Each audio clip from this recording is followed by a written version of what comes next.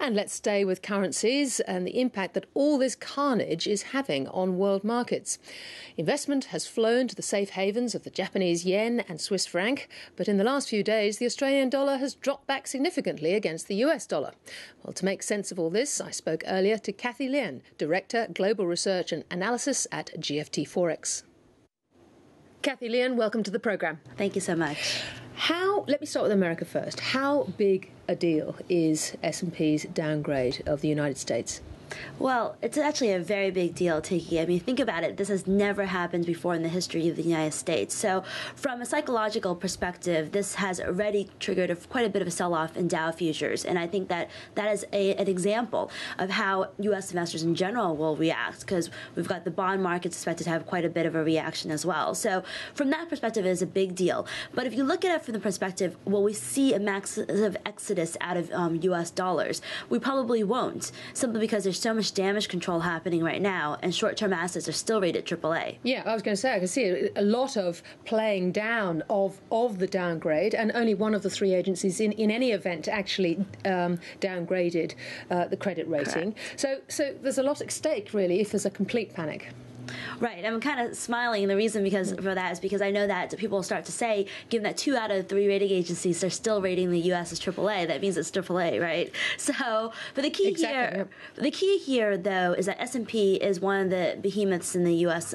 Rating agency, and I think that at the end of the day, this is a good opportunity for a lot of central banks to talk about diversifying outside of U.S. dollars, and that's a matter of perhaps doing it behind the scenes, not so loudly these days, but right now, there is a lot of damage control, and I think that to some degree that damage control is working. But with that in mind, I wouldn't rule out the fact that we'll probably see additional losses in U.S. markets today.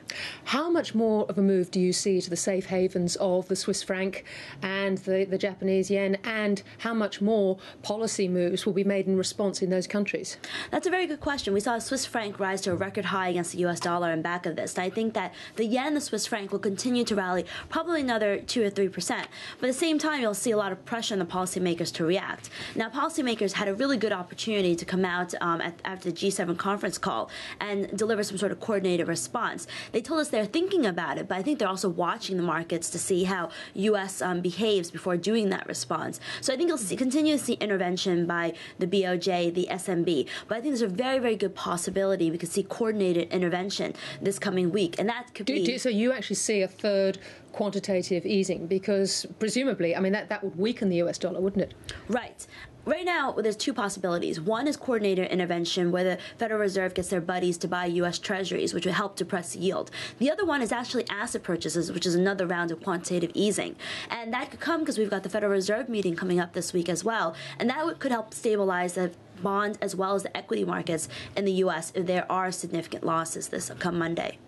What about the euro and the pound? Because that was the real big shock, wasn't it? The downgrade was quite likely, but over in Europe, the euro in particular looked as though it might be struggling, and we've now got the European Central Bank buying both Italian and Spanish bonds. Right, and that's why we're seeing the euro and the pound kind of decouple from the Australian dollar and the New Zealand dollar. It's actually doing quite well against the U.S. dollar. I think this is an example of the additional stimulus that central banks can give to the markets, and it's moving in that direction. So the ECB came out and said that they're looking to resume the asset purchases possibly and start asset purchases in Italian and Spanish bonds. It would not be such a huge stretch, Tiki, for the U.S. to do the same. And I think that's a very good possibility this coming week. The Australian dollar, it's a commodities currency. We've got questions about growth. Where do you see it going? I'm actually still bullish the Australian dollar over the long term. Right now, we've got a lot of risk aversion. That's kind of driving the Aussie dollar lower. But I think if you think about the sound fiscal finances of Australia, the fact that it's still AAA, the fact that deposit rates are still relatively high, I think that's going to make it a very attractive currency for central banks to add to their reserves.